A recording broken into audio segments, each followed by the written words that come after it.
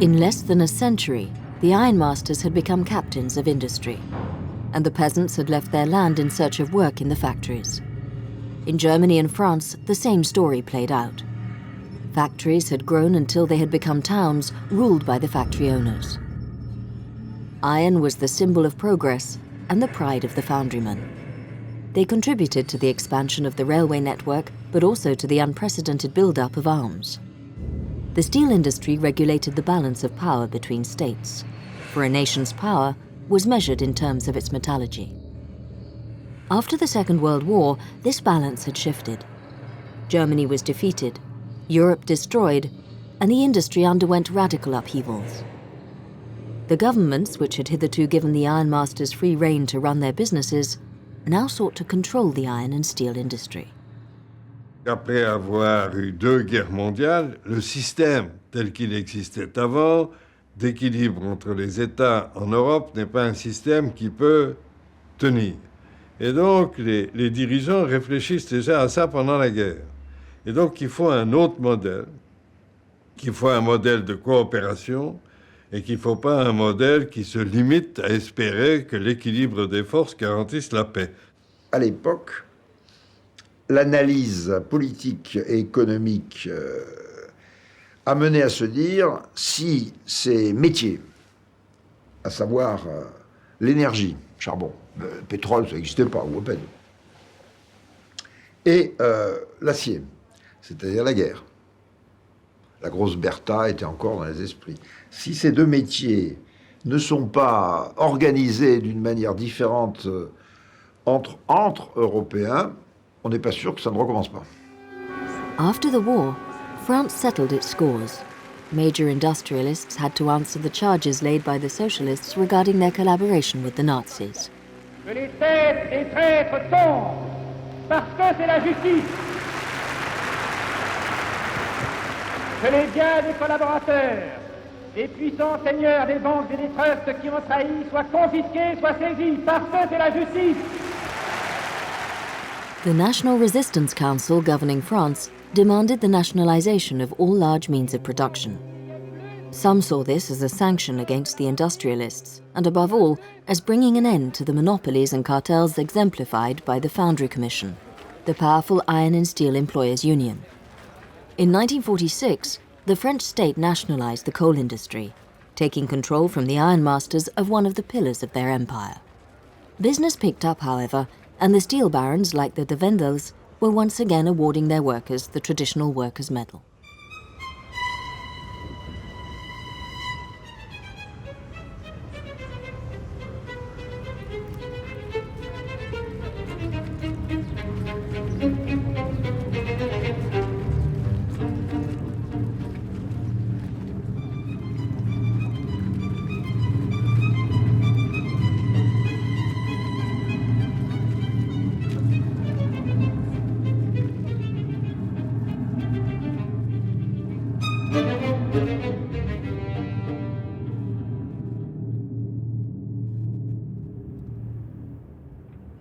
In Germany, the Allies decided to prosecute the bosses who had actively supported the Nazi war effort. Alfred Krupp, the heir to the dynasty, was arrested in his office at the Hügel Villa. At his trial in Nuremberg in 1947, damning evidence piled up concerning the inhuman way prisoners of war were treated in his factories. Alfred Krupp, along with other industrialists, was found guilty of using forced labor. He was sentenced to 12 years in prison and the confiscation of his goods. The Allied position was that Europe had to be rebuilt, but on a new basis. This meant the total destruction of German industry, especially iron and steel, so that the country would revert to an agricultural economy. The Ruhr was in complete chaos. Yet in the factories, the machines were intact and the coal mines hadn't been touched by the bombs. The Allies would have to finish off the job.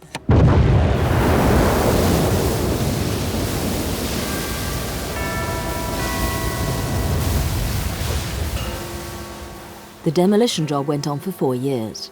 Hundreds of thousands of Germans found themselves without work before the Allies realized that the German iron and steel industry was vital to Europe. The demolition process was halted, and the workers went back to their factories. The unions, which had been banned for 12 years under the Nazi regime, were back and keen to be heard.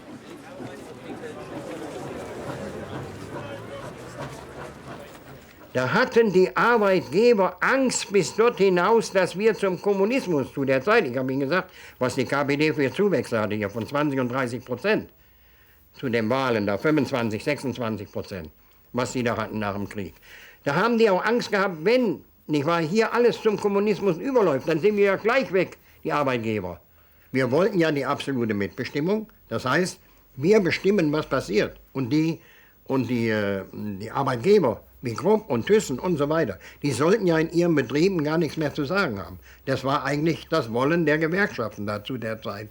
Die Franzosen waren ja überhaupt nicht im Grunde genommen für die Mitbestimmung. Die Erfahrung habe ich immer gemacht, ihr mit eurer Mitbestimmung, ihr lasst euch einlullen, nicht wahr? Und wir wollen kämpfen, haben die Franzosen gesagt. Wenn was uns nicht passt, dann schmeißen wir die Brocken hin und damit ist die Sache erledigt. Aber wir wollen doch nicht was sagen, und wir wollen das schön tun, ihr wollt mit in die Vorstände rein, ihr wollt die Vorstandsvorsitzenden übernehmen. Das ist für uns überhaupt nichts. Bei uns ist Kampf oberstes Gebot. Und das wollten wir eigentlich nicht. Le grand développement du mouvement syndical de la sidérurgie, c'est 45. Alors à quoi l'attribuer? Bon, il y a la résistance quand même, hein, qui est comme grand espoir, on va transformer le monde. Mais peut-être aussi, c'est la deuxième génération de travailleurs émigrés, hein, qui ont vécu ce qu'ont vécu leurs pères, et qui ont un niveau d'instruction et d'organisation différente et qui effectivement installent les syndicats dans la sidérurgie. J'étais sollicité pour être délégué du personnel. Bon, me présente sur... Mon père apprend ça. J'arrive à la maison. Ma mère, qu'est-ce qui t'arrive? Ton père est rentré hier soir, malade. T'es foutu. Qu'est-ce qui se passe? Alors, je vois mon père. Il dit, toi maintenant, ben, t'es rayé. Je suis rayé de quoi? Je travaille. Mais te monteras pas dans la profession. T'es foutu. Puis si un jour ils peuvent, ils te foutront à la porte. Il en était malade.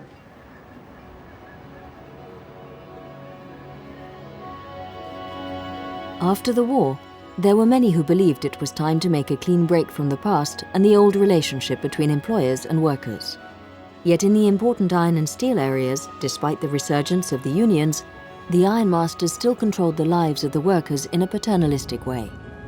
Schools, which since the Industrial Revolution had been one of the levers of this system, trained the mass of potential workers and foremen according to the needs of the factories.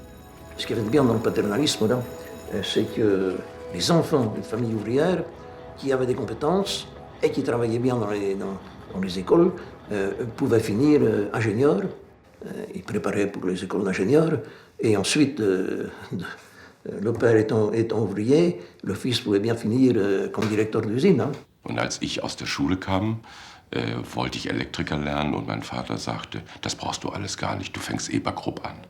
Und dann hat er mich auf sein Fahrrad hinten drauf gesetzt, ich war erst 14 und fuhr mich zu Krupp und sagte, das ist mein Sohn, der möchte ja arbeiten. Ja, und dann konnte ich das.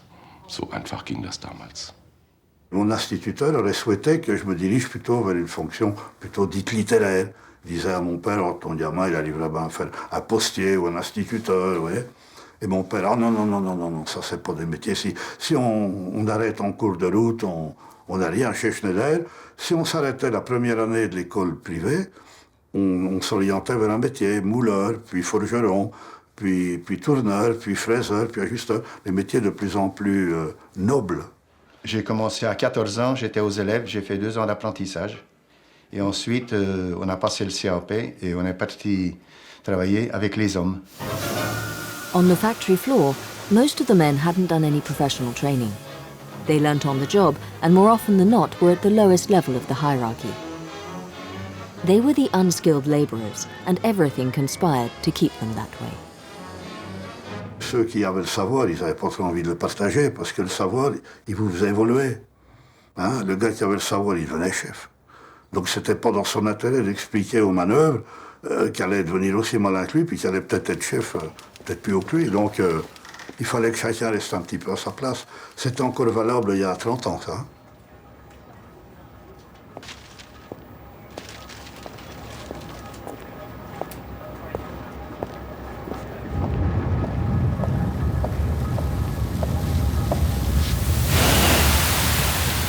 irgendwann wurde ich dann Oberschmelzer und dann fragte mich dann mein Chef, ob ich die Werkschule besuchen möchte. Machte man dann meiner Hütentechniker, bekam dann ein Diplom, das aber nur bei Krupp galt, sonst nirgendwo, bis ich dann mit 23 Jahren der jüngste Meister bei Krupp war und mit 28 Jahren der jüngste Obermeister. There had been all number of technical advancements since the early days of the Industrial Revolution, but the main tool of foundry work remained men's own know-how. The foreman and engineer would check the state of the molten metal through small blue lenses. Iron and steel working was still a matter of individual judgment, dexterity and experience. In these post-war years, however, this was no longer enough. The equipment in the factories and mines was aging fast. To relaunch its industry, Europe had recourse to American financial aid in the shape of the Marshall Plan. Miners and steelworkers now became the heroes of the reconstruction. Le chancelier Adenauer arrive à Paris pour participer à la conférence du pool européen acier-charbon. La première visite depuis la guerre d'un chef de gouvernement allemand et le témoignage du désir de la France d'effacer toute possibilité de conflit avec l'Allemagne. Puissent tous les Allemands avoir le même désir. Le plan Schuman se propose de réunir sous une même autorité supranationale les ressources minières des bassins lorrains, rhénans, sarrois, belges et luxembourgeois. Chaque pays obtiendra sur un pied d'égalité les matières premières nécessaires à son industrie, dans un régime jouissant de l'aide américaine. The European Coal and Steel Community, founded in 1952, was one of the first steps towards the European Community. It organized the supply of raw materials, controlled production in a booming market, and handed out subsidies and penalties. C'était quand même la grande période de reconstruction. Bon, on s'était amusé, entre guillemets, à casser le passé, à détruire. Et les 30 Glorieuses, pour parler français, on était en plein dedans. 30 Glorieuses, 45, 75. On était en plein dedans, et donc personne ne se posait trop de questions sur la justification ou pas de tel investissement nouveau dans les années 60 ou autre, parce que la croissance et la consommation d'acier étaient en train de s'envoler. Bénissez, nous vous en supplions humblement, ce fourneau, et détournez-en les astuces et les ruses du démon, et rendez-le utile et productif. Que les ouvriers professionnels sachent obtenir, par la vertu d'un feu bien réglé, un métal convenable. Accordez-leur aussi qu'en même temps augmente en eux la grâce du salut. Nous vous le demandons par le Christ notre Seigneur. Amen.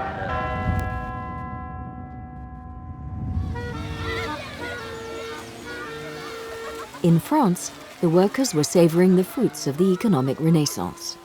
Outside the factory, the vegetable patch, the cafe, public holidays and commemorations were no longer the only outlets for workers. People had leisure time in which to get together and imagine the future. The sons would carry on in the footsteps of their fathers with a job in the factory too, a home of their own, and maybe one day they could earn enough to buy a car, the roof of which they probably rolled out themselves. As for the girls, they would find a husband and a job in the office. Germany was also enjoying an economic miracle. In his castle, Alfried Krupp played host to heads of state from around the world. Released in 1951 after completing 6 years of his 12-year sentence, Alfried Krupp rose like a phoenix from the ashes, as did all the great German industrialists sentenced after the war. Several countries were now looking to develop their iron and steel industries, and it was to Essen they came in search of material and sometimes even entire ready-made factories. Iron and steel was taking its first steps towards globalization. Hier in dieser Steppe, in der Landschaft Orissa an der Stelle des primitiven Dorfes Roquela, soll im größten Entwicklungsland das größte Werk entstehen, das je von deutschen Firmen errichtet wurde.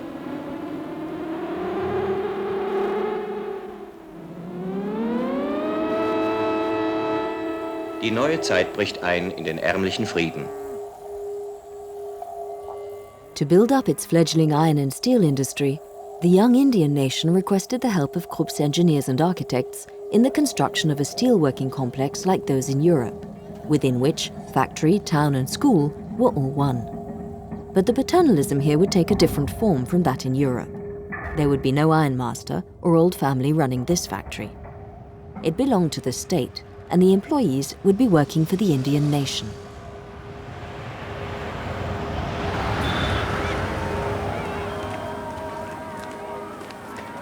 And the German plan was so beautiful that even as on today, they have a lot of appreciation about this design of the plant and the township. And each sector had a recreation building called a community center, a health center, and for the education of the children, a school. The company offered us all these facilities, and we enjoyed the facilities. In this ultra-modern factory, machines had started to replace men. All over the world, productivity had become the key word of industry.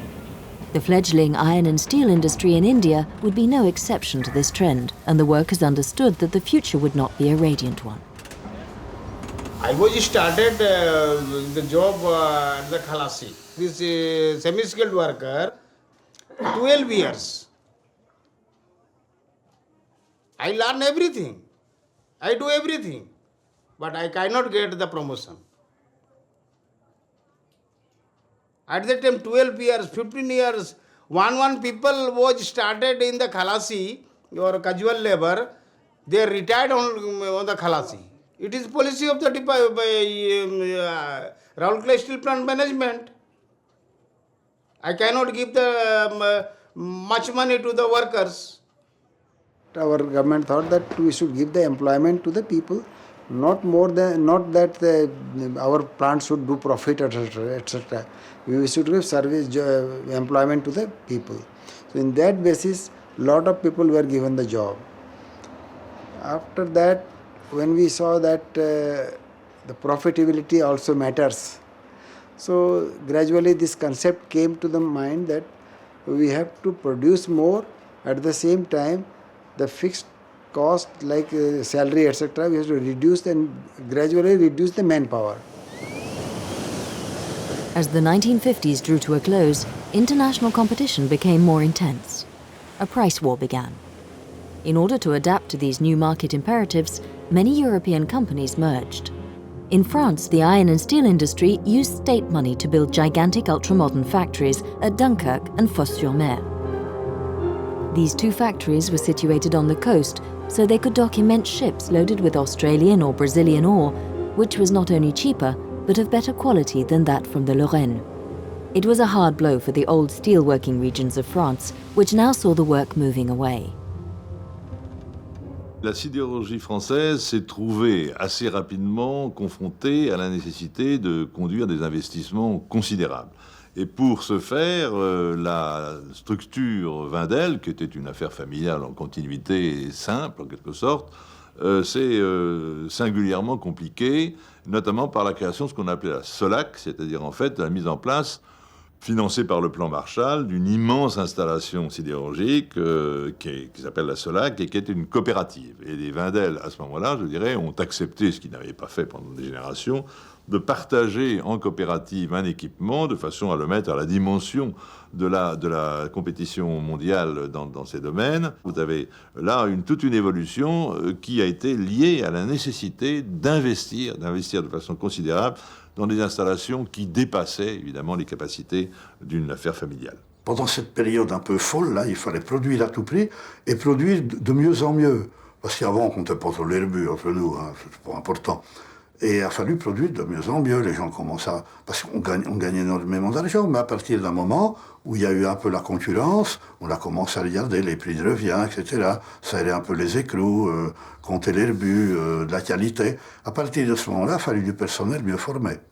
On est passé de la main-d'œuvre où il fallait des bras à la main-d'œuvre où il faut de la tête. Et ça n'a pas été toujours évident. Iron and steel had always been a labor-intensive industry, benefiting from the experience of its workers. But in the early 1960s, there was an acceleration in the automation process. Henceforth, specially trained workers would be in charge of keeping the machines in good running order. The know-how of which the old workers had been so proud was sacrificed on the altar of productivity. But the industry still needed brawn for its lowly tasks, and once again, it recruited its unskilled workers from abroad. In Germany, there was a massive influx of Turks, while in France, these thousands of workers came from North Africa. Quand on arrivait, ils nous ont montré le foyer où on allait habiter, on allait loger.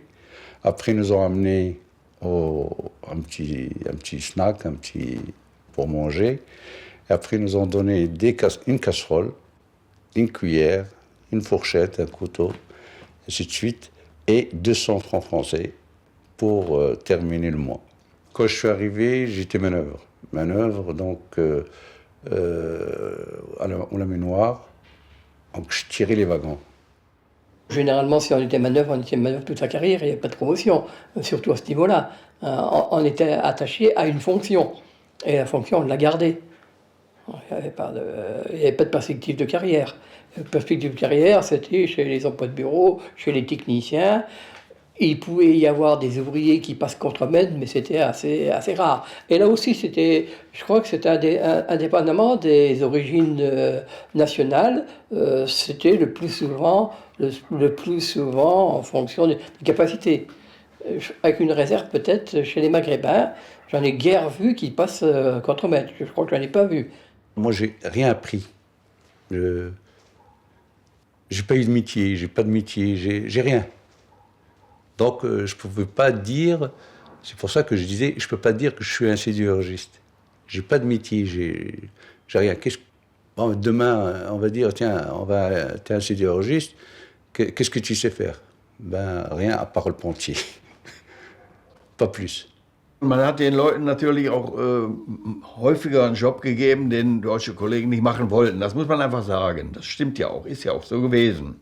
Und keiner Betriebsrat hätte das an die große Glocke gehangen, dass die türkischen Mitarbeiter, ich sage jetzt mal Türken, wir haben ja auch andere Leute gehabt, dass sie nur die Drecksarbeit machen mussten. Das ist einfach nicht ans Tageslicht gekommen. Als Türke hatte man nichts.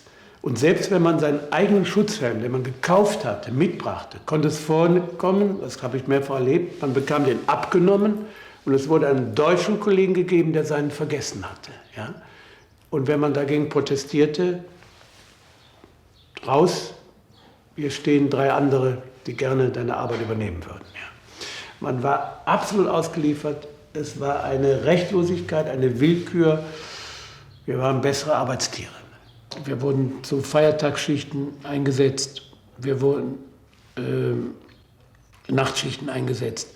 Da wurden welche aus den Betten geholt, wenn sie bereits vorher 10 Stunden gearbeitet hatten, gerade 3 Stunden schliefen. Wurde angerufen, muss sofort wieder kommen, hier Not am Mann und die Anlage blockiert. Und die Hütte konnte so die Gesundheit der Stammarbeiter schützen. Nicht?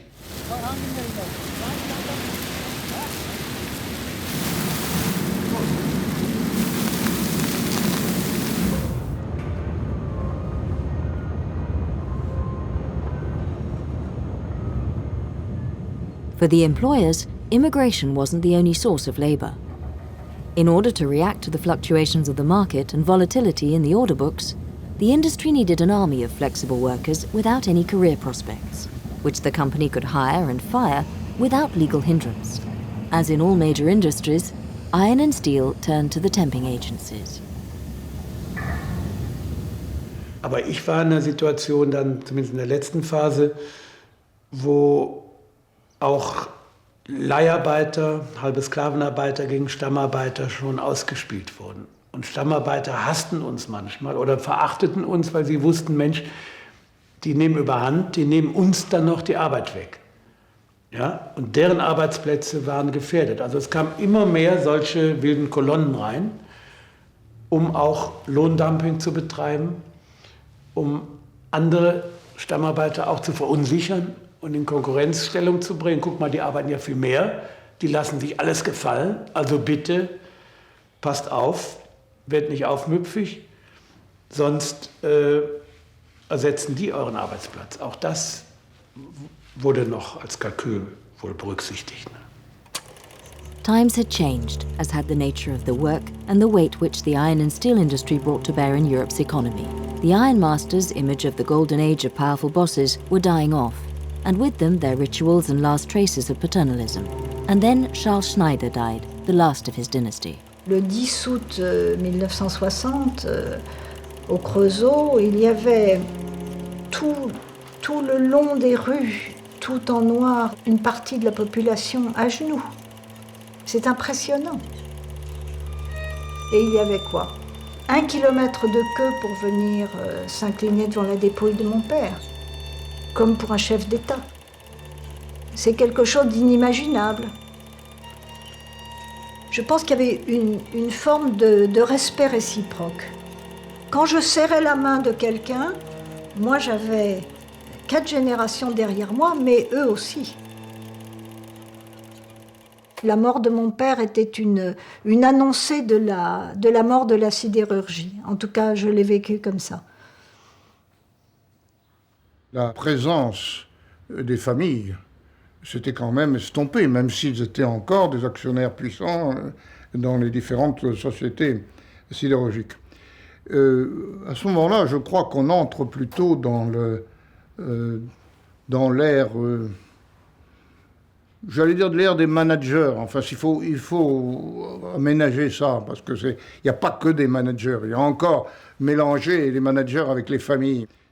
C'est vrai qu'il y avait aussi tout le poids de cette histoire qui fait que si on avait tenu le coup en traversant la Révolution française, puis ensuite la guerre de 1870 et ensuite de guerre mondiale, on se disait qu'on était presque insubmersible. Ça, je pense en effet que c'est exact, ce sentiment était très fort.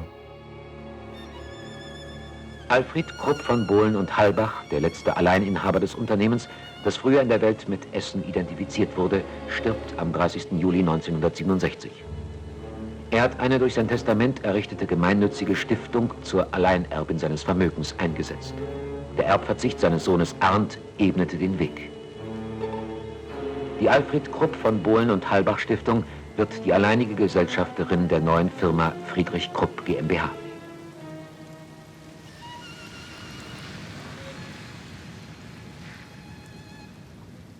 Wenn ich das auch selber beobachte hier in Deutschland, bei vielen Familienfirmen ist es kaum mehr so, dass nun durchgehend einer das führt.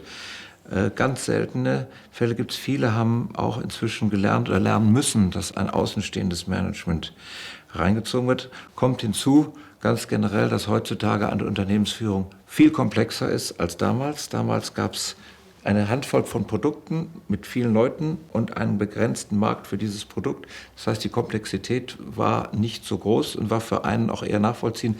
Sie können ja kaum heutzutage ein Unternehmen wie eine Firma ThyssenKrupp als einzelner Person noch wieder führen. In dem Moment, wo Sie einen firmenfremden Manager haben, es gab ja schon in damaliger Zeit solche auch, dann hat er eine ganz andere Rechtfertigungspflicht. Er muss sich gegenüber seinen Aktionären rechtfertigen, er muss das erklären. Entscheidungswege sind länger. Ich bin sicher, Krupp wäre so schnell nicht groß geworden ohne die Familie, die immer bereit war, zurückzustecken, auch immer bereit war, auf Erbe und Geld zu verzichten, zugunsten der Firma. Ce que j'ai compris assez vite, et je pense que mon père qui présidait Wendel Siddelor l'avait compris lui aussi, c'est que les évolutions de la sidérurgie étaient telles que l'idée que la vieille structure de maître de forge pourrait se maintenir n'était plus de mise en fait. Hein.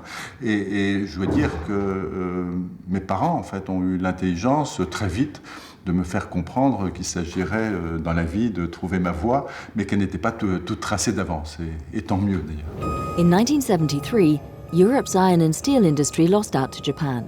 The same year, the sudden unprecedented rise in oil prices caused a worldwide recession. The demand for steel fell, prices collapsed, stocks grew and losses accumulated. The glory years of the iron and steel business were drawing to a close. Le bâtiment de la Communauté économique européenne à Bruxelles. Ici sans doute avant mercredi, M. Davignon tranchera, au nom des sidérurgies européennes, face aux japonaises. M. Davignon se fâche, avait-on dit. Il déclarera sans doute l'état de crise manifeste. Dès qu'il y a une difficulté économique générale, ce que nous sommes en train de connaître en Europe, l'acier est le premier frappé. Il menacera les patrons allemands qui se déchirent. Il imposera des réductions de toutes les productions d'acier. Il interdira le dumping allemand. Les amendes vont pleuvoir. L'Europe de l'acier est pratiquement morte. On s'est dit, il va falloir quand même savoir travailler avec de moins en moins de personnes. Donc il faut que deux choses. Premièrement, on convainque certaines personnes que sortir de cette saga sidérurgique, c'est quand même pas un drame. Et deuxièmement, convaincre ceux qui restent qu'ils ont un avenir. Beau sujet, au pluriel. Je rencontre des copains, dont un qui est adjoint au maire, là maintenant, tout ça.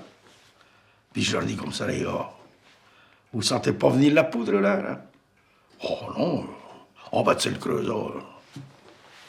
Je dis, c'est pas le creusot, c'est la sidérurgie. Il semble que l'orientation gouvernementale est pour se débarrasser de la sidérurgie. Pas rentable.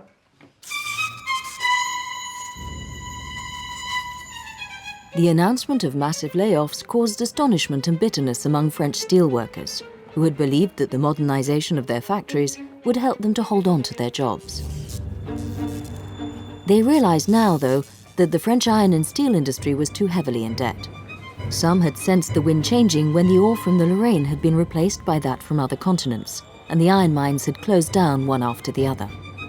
Now it was the turn of the industry itself. On s'est dit, la seule manière de les convaincre, individuellement et collectivement, syndicalement, etc., c'est de leur démontrer par A plus B qu'ils sortent parce qu'ils ont déjà un nouveau métier. Ce qui était un pari pas tout à fait mesquin. Et on s'est organisé pour qu'il en soit ainsi.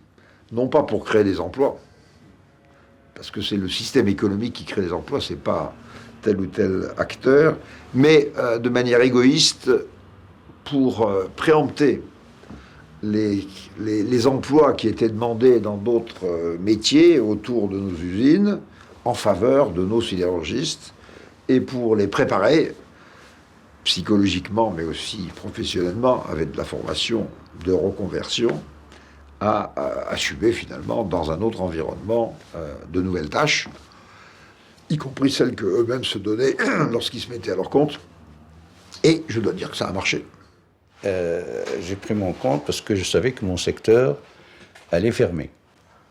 Et à l'époque, ils proposaient le fameux pactole de 50 000, celui qui veut retourner dans son pays. Et ils ont modifié, ils ont dit, on donne même ceux qui veulent rester ici, mais qui créent un emploi pour lui. L'objectif du Nord, c'est pas pour qu'on réussisse. L'objectif, c'est de faire partir les gens, volontairement.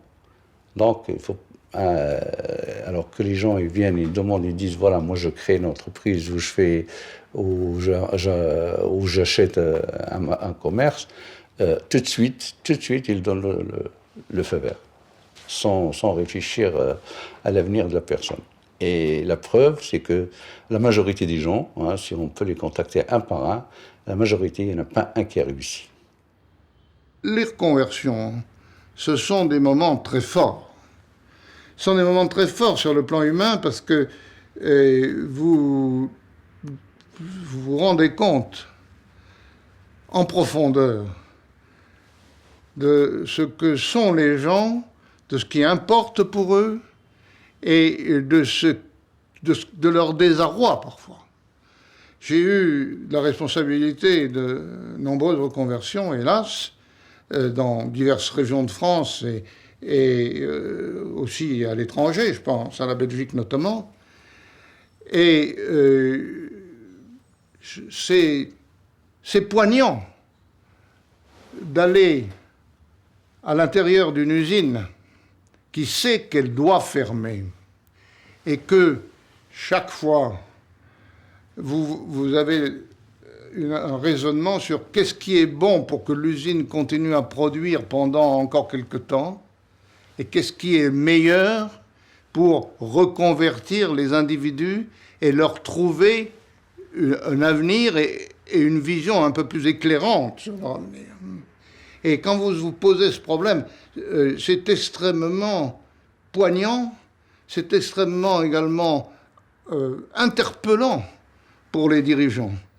Alors, ce qui a été un petit peu dommage, c'est qu'on a laissé croire aux gars que s'ils s'amélioraient, s'ils produisaient plus, s'ils faisaient plus de qualité et en plus grande quantité avec moins de personnes, s'ils réduisaient leurs coûts, alors là, on a attaqué les plans de réduction de coûts, le plan d'amélioration de la qualité, ci et ça, et chaque fois, les gars, tiens, ça y est, on a gagné 50 balles à la tonne, le patron fixe un objectif.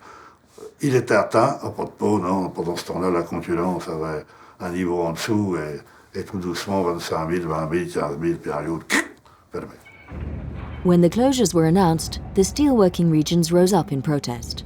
Huge demonstrations took place in the Lorraine. In March 1979, the protest became a national one. At the instigation of the unions, between 100,000 and 200,000 people converged on Paris from all over France to defend the iron and steel industry from plans to close it down. Ici Lorraine Cœur d'Acier, la radio de lutte de la CGT.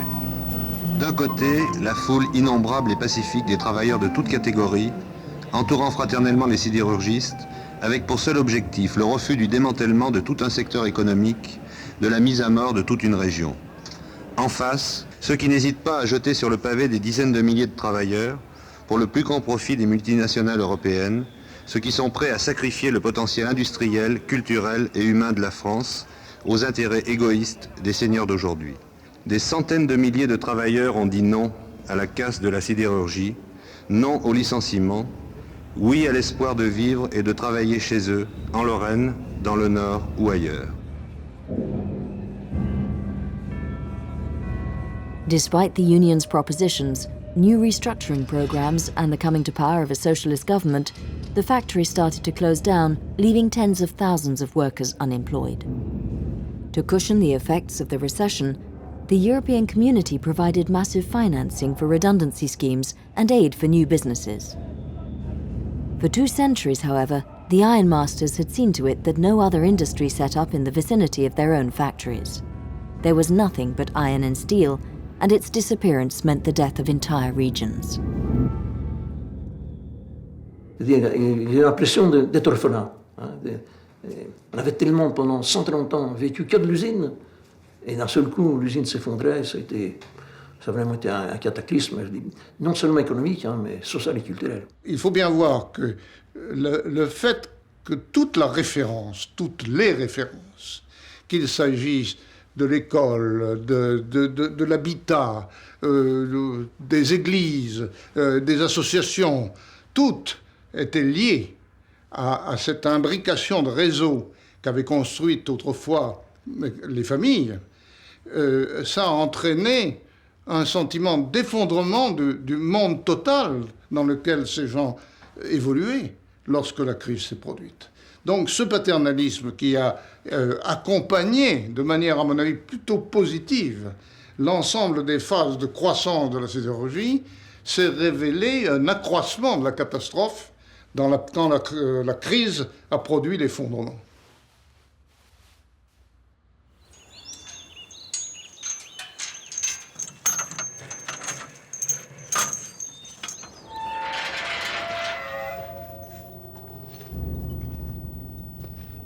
In the early 1980s, the Schneiders gradually handed over control of their iron and steel activities to new shareholders. The De Wendel Group was also on the brink of bankruptcy. In 1982, the French state decided to nationalize the iron and steel industry. It would be up to the taxpayer to pay off the debts. The De Wendels went into finance. The family left the Lorraine, and with them all those who had enforced the regulations of the factory housing estates.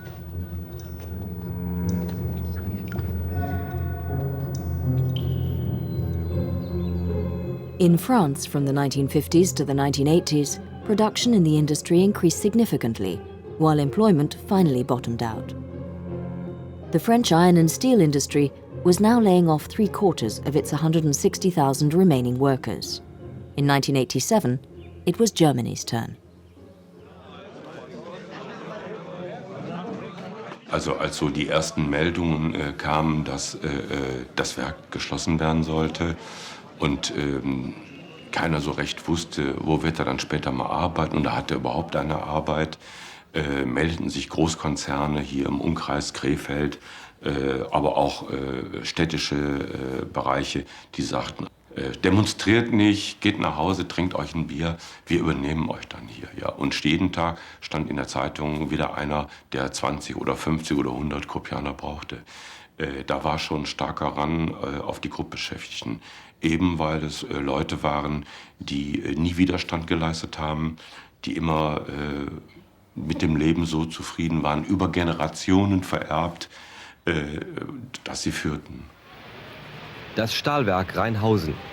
90 Jahre lang war es das Herz des linksrheinischen Duisburger Stadtteils. Generationen haben hier Stahl gekocht. Als sich Hunderte von Arbeitern am Morgen des 27. November 1987 vor der Verwaltung des Werkes versammelten, da wollte kaum einer so recht glauben, was Fernsehen, Rundfunk und Zeitungen seit Stunden berichteten. Die Hütte wird dicht gemacht. Wir sind nach wie vor der Meinung, und ich möchte deshalb auch hier keine falschen Hoffnungen aufkommen lassen. Wir sind nach wie vor der Meinung, dass unser Konzept das Richtige ist. Wir sagen aber gleichzeitig,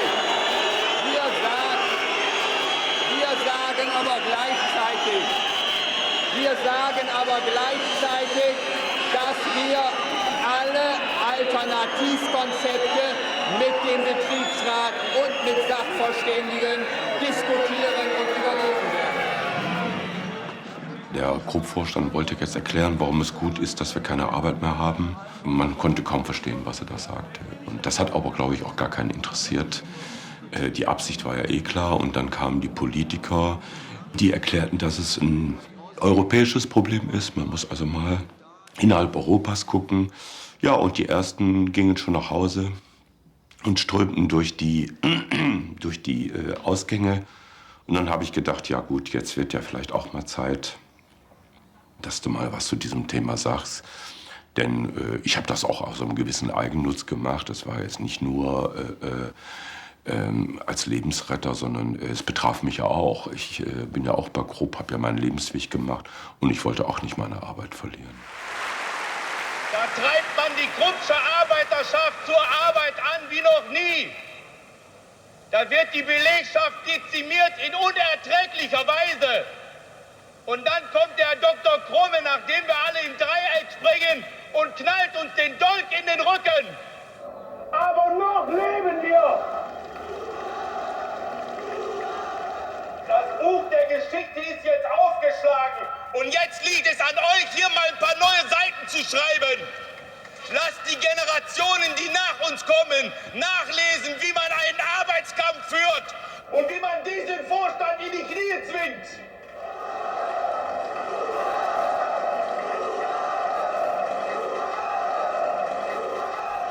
Das war eine ermutigende Rede für alle, die zum Widerstand aufrief und das von einem Krupp-Betriebsleiter, der ja eigentlich zur anderen Seite gehörte.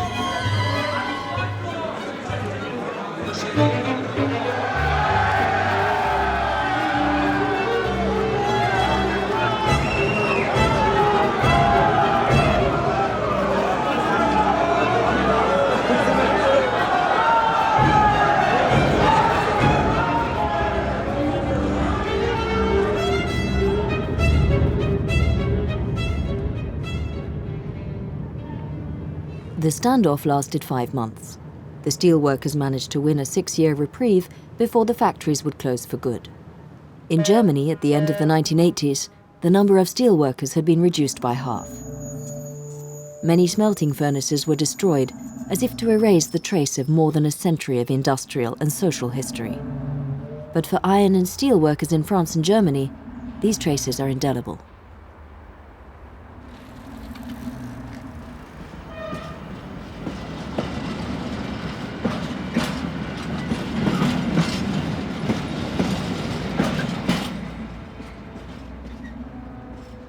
In the 1990s, the production of countries like China, Korea, Brazil, Japan, and India grew considerably, as these nations gradually became the industry's world leaders. Having started up well after the 19th century, they only took a few decades to catch up with and overtake European iron and steel. In order to go on existing, the German and French industries had to go in a new direction. Il n'y a plus de maîtres de forge. Il y a encore des patrons sidérurgiques. Mais les patrons sidérurgiques sont des patrons comme des patrons d'autres entreprises avec une structure de capital, avec des actionnaires, avec le cas échéant des intérêts personnels de leurs affaires dedans. Mais aujourd'hui, le rapport à l'intérieur du secteur n'est pas différent de la sidérurgie, de la chimie, de l'énergie, du textile ou que sais-je. Aujourd'hui, l'exception qui a duré plus longtemps dans le domaine sidérurgique qu'ailleurs a disparu. Aujourd'hui, l'industrie sidérurgique, grâce au ciel, elle existe encore, elle est importante et ses clients sont devenus internationaux comme elle-même est devenue internationale, mais elle se gère dans un contexte économique global avec les instruments habituels de la gestion des sociétés. The workers' housing estates are now empty. A few smelting furnaces escaped destruction, becoming museums where the last foundrymen bear witness to their history and working culture. Other parts of the world are undergoing their own industrial revolutions.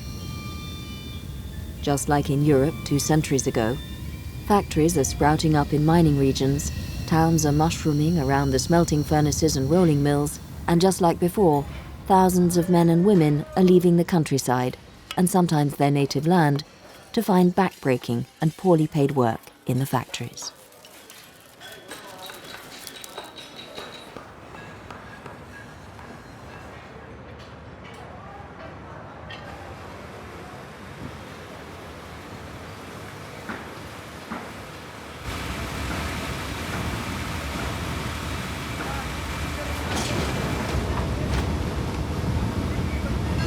Es ist nicht richtig oder es ist völlig falsch, dass wir uns nivellieren mit Löhnen an Ländern, nur damit nicht Arbeit von uns weggeht, sondern wir müssen schon so selbstbewusst sein, dass wir sagen, wir leben hier und wir brauchen auch eine bestimmte Arbeit, die ordentlich bezahlt wird. Und wenn das nicht geht, dann müssen wir Arbeit teilen und wenn das nicht geht, müssen wir uns mal über Sinn und Zweck von Arbeit unterhalten. Was ist denn überhaupt Arbeit? Ist Arbeit nur das, was zur Ausbeutung anderer zählt? Das ist ja eine Vorstellung von Arbeit, die ist völlig abstrus. Die ist ja eigentlich nur an Profit, an Wachstum. Und wir müssen uns auch überlegen, ob dieses ständige Wachstum sinnvoll ist. Wo soll dieses Wachstum stattfinden? Wir finden ja heute überall nur Verdrängungswettbewerbe statt. Zuerst sind sie in unserem Land, dann sind sie europäisch, jetzt sind sie global.